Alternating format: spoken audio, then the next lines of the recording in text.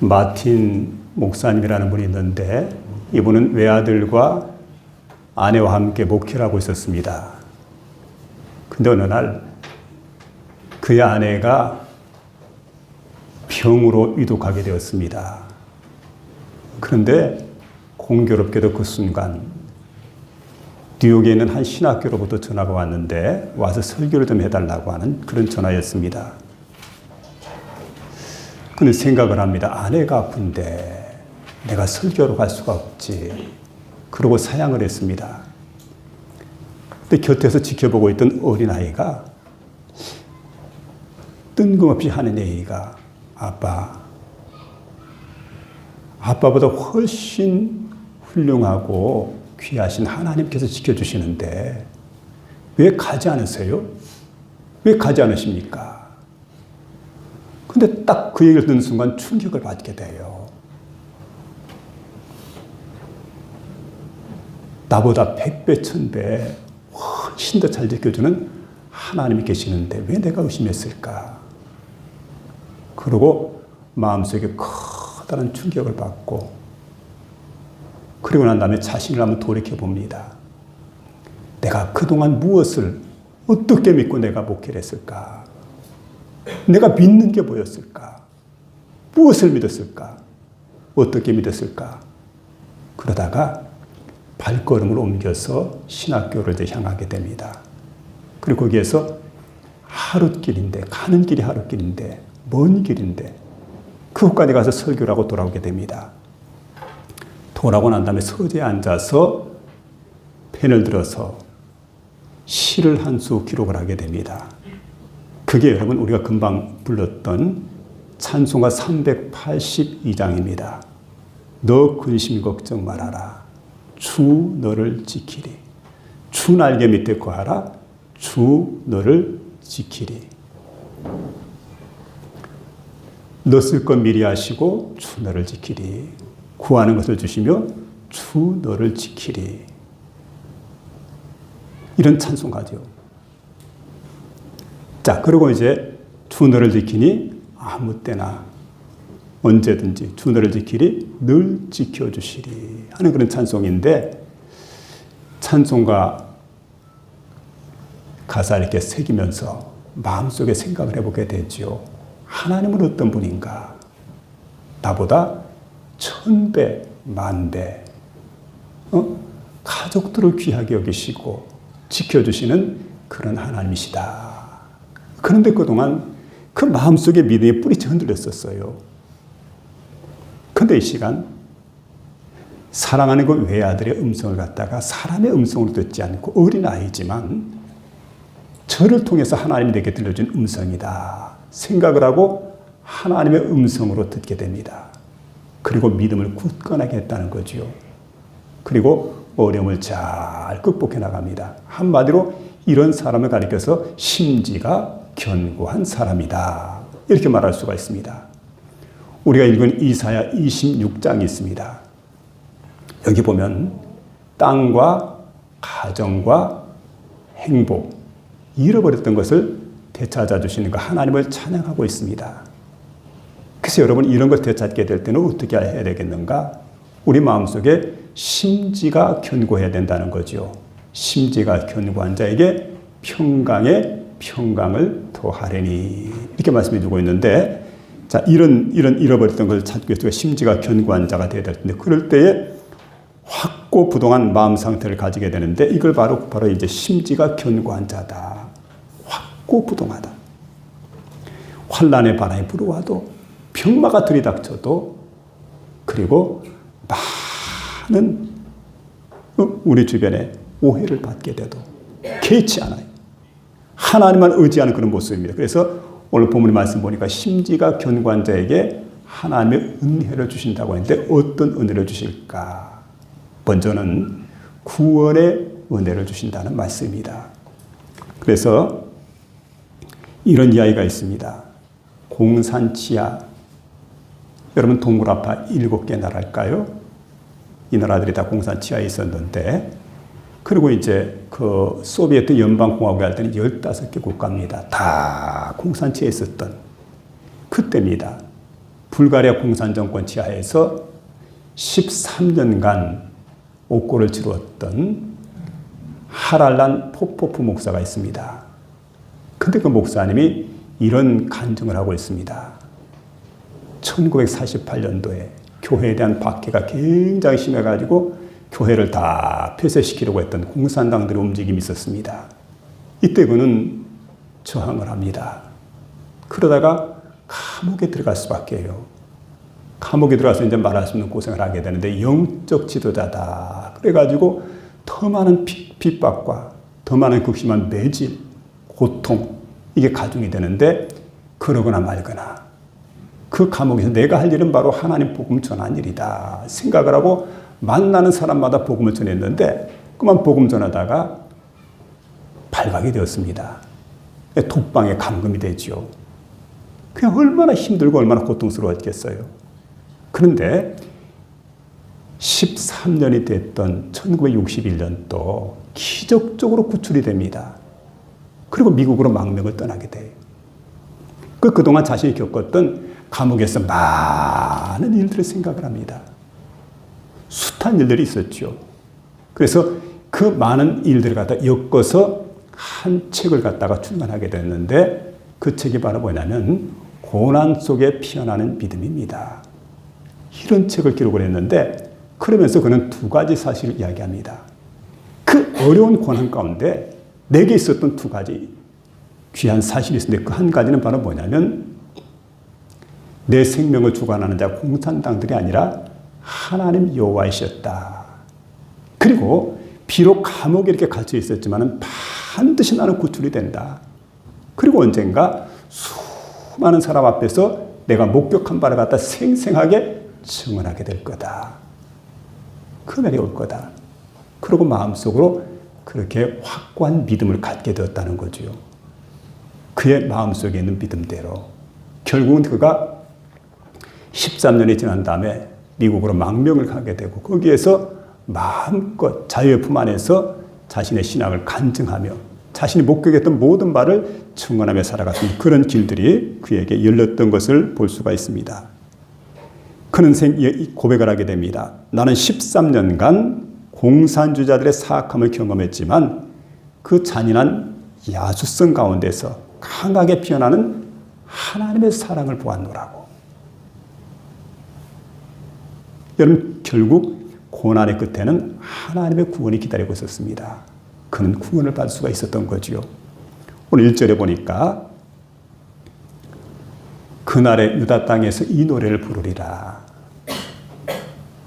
우리에게 견고한 성읍이 있으며 여호와께서 구원을 성벽과 애벽으로 삼으시리로다. 구원이라고 하는 말은 원어에 보니까 예수아라고 하는 말입니다.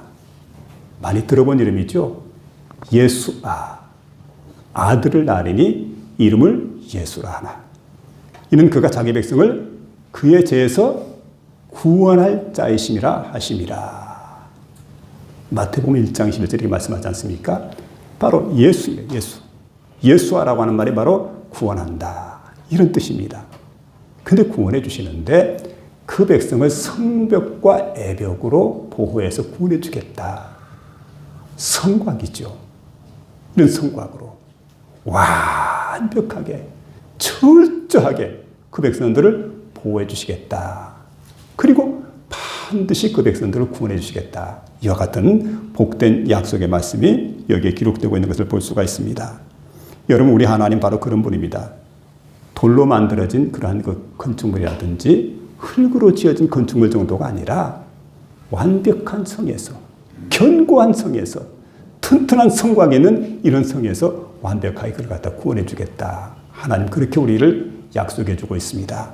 어떤 사람을요? 심지가 견고한 자, 평강의 평강으로 인도하겠다. 이렇게 말씀해 주고 있습니다. 그 다음에 여기 보니까 사드락, 메삭, 아벳느고 우리가 생각할 수가 있는데 여러분 그 다니엘 시대 때 두라 평지에 느부갓네살이 금신상을 세우게 됩니다. 그가 꿈을 꾸게 되죠. 그의 꿈속에는 바로 이제 머리는 금입니다. 그리고 가슴과 두 팔은 은입니다. 그 배 부분은 바로 동입니다. 그리고 다리와 발은 철로 되어 있는 그런 신상을 꿈을 꿨습니다. 결국 그 얘기죠. 머리는 바벨론을 상징합니다. 가슴과 두 팔은 메대 파사를 상징해 줍니다. 배는 엘라를 상징합니다. 그리고 두 다리는 로마를 상징합니다. 여러분, 강력한 나라들이죠. 전 세계를 통치했던 나라들. 이런 나라들이 일어날 거다 하면서 꿈을 꾸게 했는데 그런 동상을 세우는 게 아니고 절대 바벨론 나라는 무너지지 않아. 바벨론은 천년만년 갈 거야. 그런 두라평지에다가 완벽한 금신상 세워놓고 금은 동철이 어디가 있어? 금밖에 없어. 완벽한 바벨론 세상이야. 그리고는 모든 사람 앞에 그 우상 앞에 절해라. 근데 사람들이 다 엎드리게 되는데 다니엘의 세 친구가 있습니다. 사드락, 메삭, 아벤느고. 그들은 하나님을 섬겼던 사람입니다. 그리고 이스라엘이 왜 망했는지 알아요? 하나님을 떠났기 때문에. 우리 조국 이스라엘이 멸망했는데 우리가 하나님을 떠나서는 안 된다. 어떤 일이 있더라도 생명 걸고 하나님 여호와를 믿어야 된다. 지켜야 된다.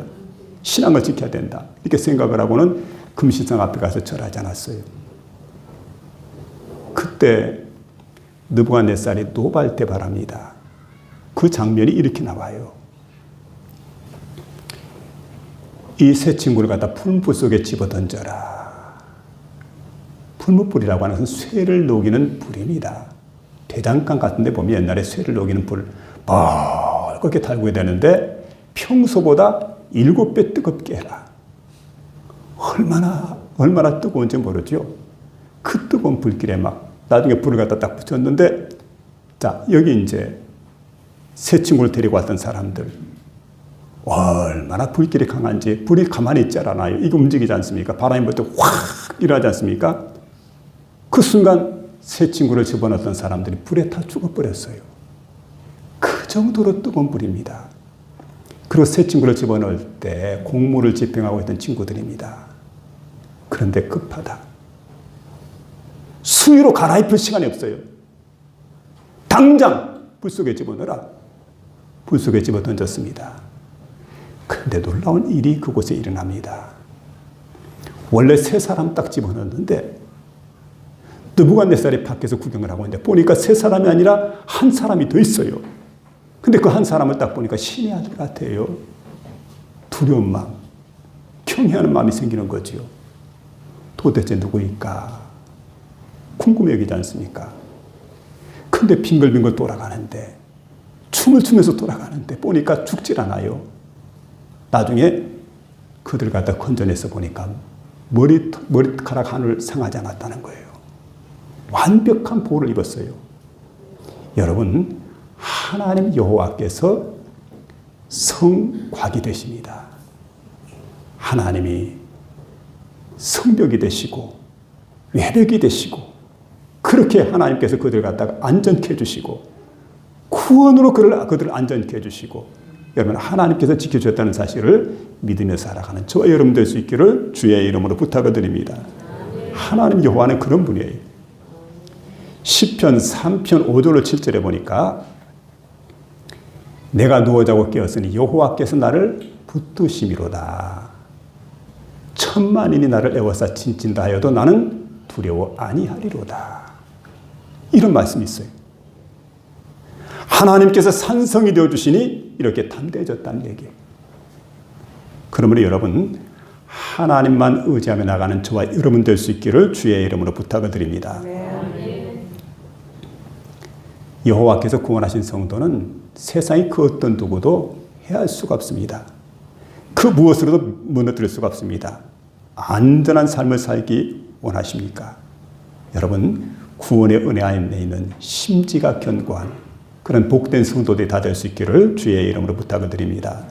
시련과 위험이 와서 흔들림 없이 그 많은 어려움 속에서 내가 흔들림 없이 믿음을 지킨다고 할 때 여러분 하나님께서 나를 보호해 주시고 그리고 전후 좌우를 둘러주시고 보호해 주시고 은혜를 베풀어 주시고 온전케 해주신 하나님만이 나의 구주가 된다 생각하고 그렇게 하나님만 믿고 의지하고 나가는 심지가 견고한 자가 될 때 하나님은 그런 자와 함께 해주신다는 사실을 믿음에 나갈 수 있기를 주의 이름으로 부탁을 드립니다. 두 번째 여기 보니까 평강을 주신다는 말씀인데 3절 말씀입니다. 주께서 심지가 견고한 자를 평강의 평강으로 지키시리니 이는 저가 주를 의뢰함이니이다. 이렇게 말씀해 주고 있습니다. 심지라고 하는 말은 원래 우리가 한문에 보니까 뜻글자니까 마음 심자입니다. 여기다 뜻지자가 들어갑니다. 의지가 단단하다. 이런 말입니다. 그럼 여러분 어떤 상황 가운데서도 하나님만 의지하겠다는 결단을 가진 사람. 그래서 여러분 이런 사람들은 환난의 바람이 불어와도 병마가 자신을 덮친다 할지라도 어떤 사람들에게 오해를 받는다 할지라도 절대 요동하지 않고 철저하게 하나님만 믿고 신뢰하고 의지하고 살아가는 이런 사람들이 되는 걸 볼 수가 있습니다.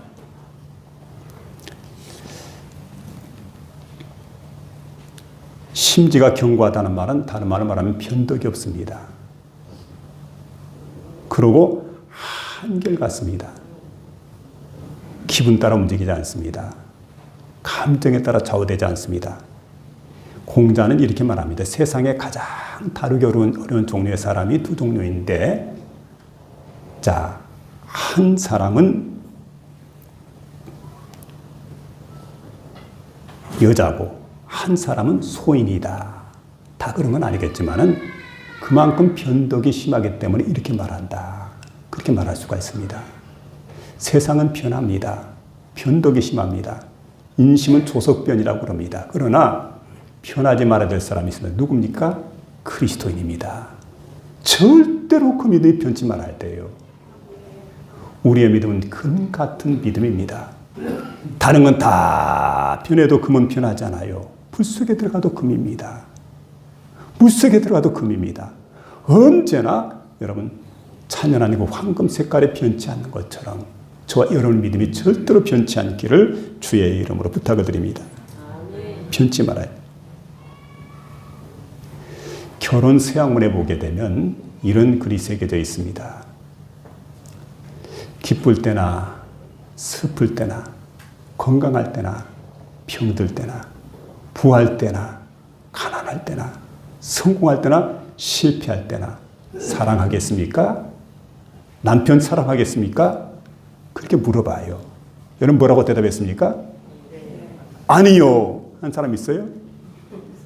그때는 결혼하고 싶어가지고 예 라고 답변합니다. 그런데 살다 보면은 사고를 당합니다. 질병을 만납니다. 환난을 겪게 됩니다. 사업의 실패가 찾아오게 됩니다. 중요한 건 그때예요. 그때도 변치 않는가? 그때도 흔들리지 않는가? 그때도 여전한가? 여러분 그거 우리가 한번 확인해 봐야 돼요. 사랑이라는 건 전천후 사랑이 돼야 되지요. 한결같은 사랑. 하나님 앞에 그렇게 서약을 했기 때문에 여러분 이런 사랑이 우리에게 필요합니다. 사랑은 변하면 안 돼요. 신앙도 마찬가지입니다. 여러분 서약을 할 때가 있어요. 언제 서약을 했습니까? 세례 받을 때, 안수 받을 때, 임직 받을 때 하나님께 서약을 했습니다. 그럼 내가 서약을 그대로 지켜야 돼요. 저도 목사 안수 받을 때 서약한 바가 있습니다. 지키려고 힘을 씁니다. 애를 씁니다. 참 힘들 때가 있습니다. 어려울 때가 있습니다. 그러나 변치 말아야지요. 하나님께 약속했기 때문에 하나님께 서약했기 때문에 예, 이 길 가겠습니다. 약속 지키겠습니다. 하나님께 서약만 하면 안 됩니다. 대답은 잘하는데 행동이 따르지 않는 것. 이거 이제 문제가 됩니다. 끝까지 지켜야 되는 거죠. 2절에 보니까 너희는 문들을 열라. 문이라고 하는 말은 쇠아림입니다. 어떤 문을 말합니까? 쇠아림은 마음의 문을 말합니다. 마음을 열게 되면 우리 마음속에 하나님께서 들어오십니다. 우리 주 예수 그리스도께서 들어오십니다. 오셔서 어떤 역사가 나게 됩니까? 우리 마음을 활짝 열고 들어오셔서 우리 안에서 심지가 견고한 자에게 평강의 평강을 더하여 주신다는 말씀이에요. 그런 거로 우리 마음을 열어라. 이렇게 말씀해 주고 있습니다. 인도의 날라마람이라고 하는 지역에 선교사님이 사역을 하는 한 조그마한 교회가 있었답니다. 그런데 주일이 돼서 예배를 드리게 되는데 교인들이 들어와요. 예배를 드리게 되는데 한 사람을 보니까 그 자매인데 옷이 지저분해요. 남루한 옷을 입고 왔습니다. 근데 옷에서 풍기는 역한 냄새가 있어가지고 코를 찌르는데 예배드리기가 참 거북합니다. 근데 어떻게 해서 예배를 다 마치고 난 다음에 조심스럽게 그 자매에게 물었습니다. 자매님, 한 가지 묻겠는데요. 자매님은 옷이 그것밖에 없습니까? 하고 물었대. 다른 옷은 없습니까? 그랬더니 이렇게 대답하면, 예, 우리 집에서 내게 있는 옷 중에 제일 좋은 옷이 이겁니다. 그러니까 할 말이 없죠. 그 또 묻습니다. 아니 그렇게나 가난합니까? 그랬더니 이 자매가 대답을 합니다. 원래 난 부자입니다.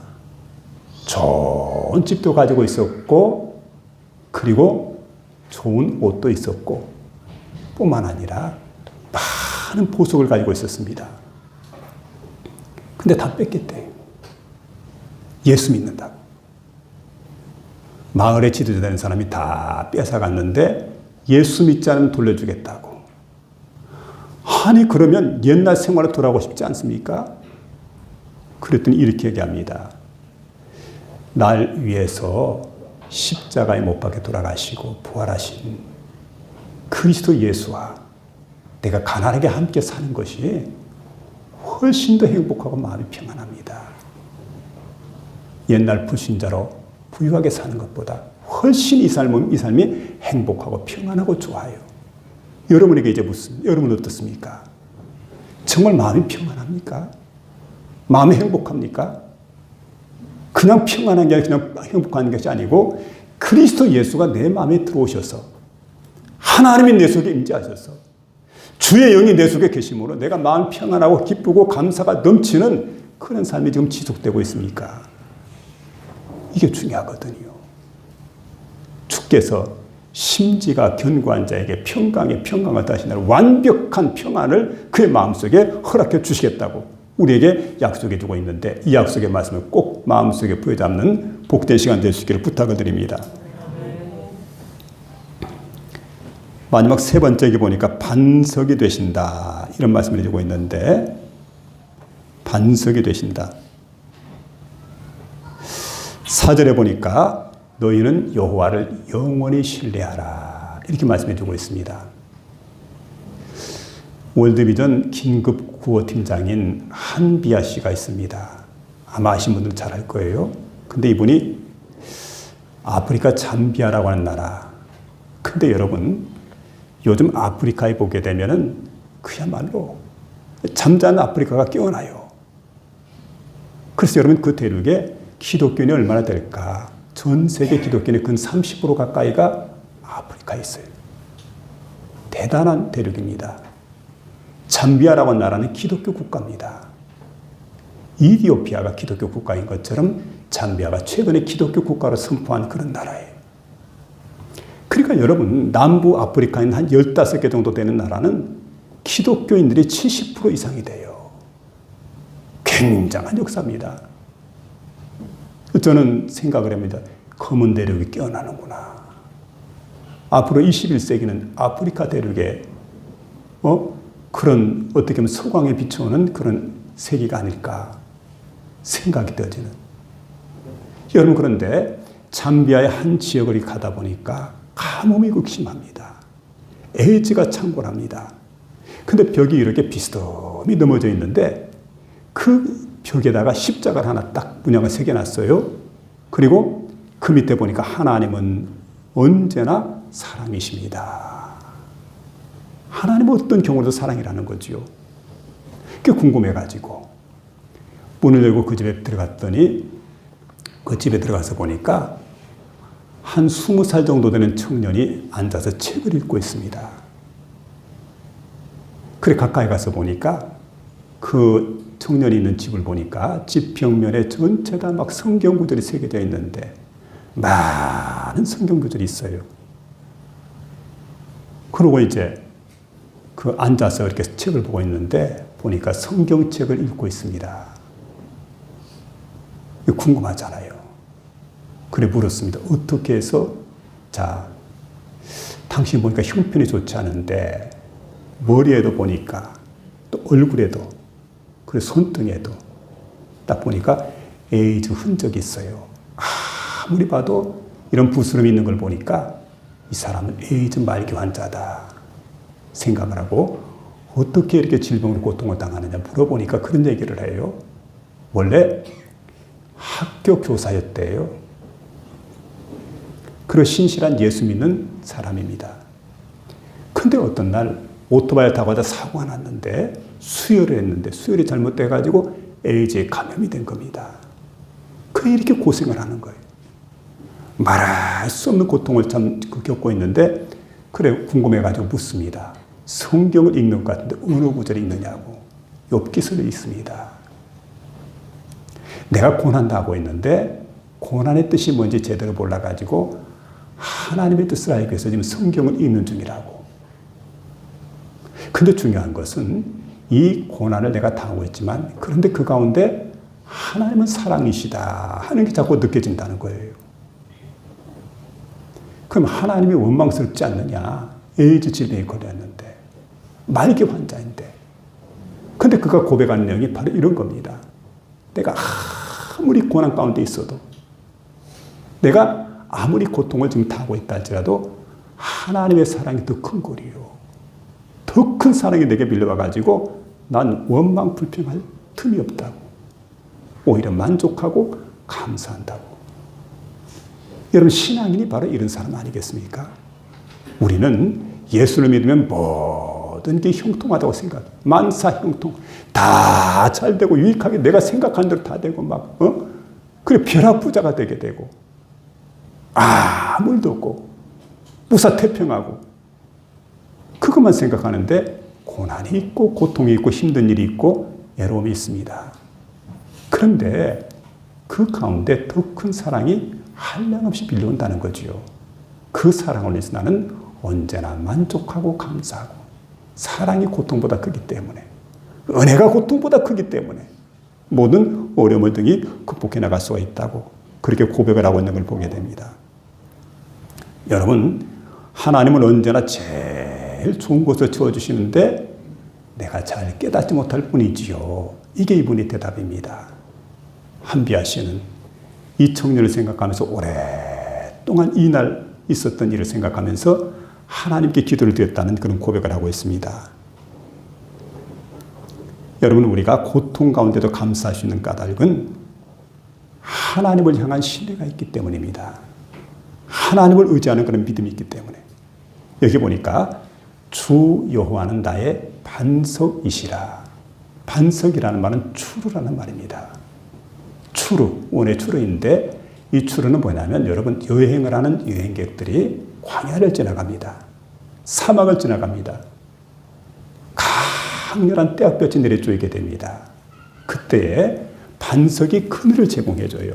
이 견고하고 큰 바위를 말합니다. 견고하고 큰 바위이기 때문에 그곳에 들어가게 되면 그늘이 있어가지고 시원함을 얻게 됩니다. 또 그뿐만 아니라 사나운 맹수가 공격할 때 바위 밑에 들어가서 피할 수가 있습니다. 그리고 노곤해진 몸을 갖다가 눕힐 수 있는 장소, 이곳이 바로 반석입니다. 반석은 쉼터가 됩니다. 이 반석이라고 하는 곳, 안식처가 됩니다. 피난처가 됩니다. 여러분 그래서 이게 보니까 영원한 반석은 하나님을 신뢰하는 자에게 한결같이 도움과 보호가 된다 하는 그런 표현입니다. 언제 어느 때라도 하나님께 도움을 구하시고 의지하시기 바랍니다. 그래야 할 때 하나님은 저와 여러분에게 영원한 반석이 되어준다는 사실입니다. 영원한 반석이시다. 그렇게 말씀해 주고 있습니다. 여러분, 한때 이스라엘 백성들이 하나님의 약속을 믿지 못했습니다. 그리고 원망하고 불평을 했습니다. 그러나 여호수아 갈렙은 심지가 견고한 자들이었기 때문에 하나님 믿고 신뢰하고 의지했습니다. 그리고 마침내 약속의 땅 가나안에 들어갑니다. 그 땅의 주인공이 됩니다. 약속을 믿음으로 성취했는데 어떤 사람들입니까? 심지가 견고한 사람들이었기 때문에. 여러분, 영원한 반석 되시는 하나님의 은혜를 그들이 체험했다는 말씀이죠. 신숙주라는 사람이 있습니다. 그런데 세종대왕이 세상을 떠나기 직전에 어린 단종의 신숙주에게 부탁을 하게 됩니다. 잘 보살펴달라고. 너무 어리기 때문에 도와달라고. 이 부탁을 받은 고명 대신이었는데, 그런데 세종은 세상을 떠나게 됩니다. 그리고 수양대군이 갑자기 등장을 하는데 그를 설득을 합니다.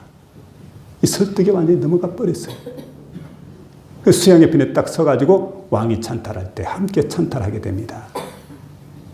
그러나 여러분, 여기 이제 그 성사문을 비롯해 6명의 사람들은 사육신이라고 그러죠. 절대 그럴 수가 없다. 왕을 지키기 위해서 생명을 걸게 됩니다. 그리고 한결같은 충성심을 보이게 됩니다. 그들의 충절로 인해서 그들은 다 같이 죽임을 당하게 되는, 그래서 사육신이라고 그러죠. 의리를 지키고 왕을 지키고 그리고 바른 질서를 지켜나갔던. 그래 여러분, 사람들이 그 다음에 이제 보니까 신숙주가 어디까지 올라가면 영의정까지 올라가요. 왕위를 찬탈하고 난 다음에. 그래서 모든 사람들이 신숙주는 변절자다. 아무리 대가는, 아무리 영의정이라 해도 조금 변절자다. 그래서 여러분, 우리 음식 가운데 보면은 녹두나물이 있습니다. 이 녹두나물이 하루만 지나고 나면은 씌워서 먹지 못하지요. 녹두나물은 보관을 잘해야 돼요. 그래서 그 신나물을 가리켜서 뭐라고 하냐면 변절하는 나물, 숙주나물이다. 여러분, 예수를 믿는 우리입니다. 하나님을 섬기는 우리입니다. 절대 변절자가 되어서는 안 돼요. 끝까지 주님입니다. 이런 사람이 누굽니까? 바로 하나님의 변절되지 않고 끝까지 주님을 섬기는 사람이기 때문에 심지가 견고한 자다. 오늘 그렇게 말씀해 주죠. 심지가 견고한 자를 구원해 주겠다. 그들에게 평강의 평강을 주겠다. 그리고 그들을 위해서 영원한 반석이 되어주겠다. 하나님 그렇게 말씀하시는데, 이런 복된 은혜가 저와 여러분의 마음속에 충만하게 임할 수 있기를 주의 이름으로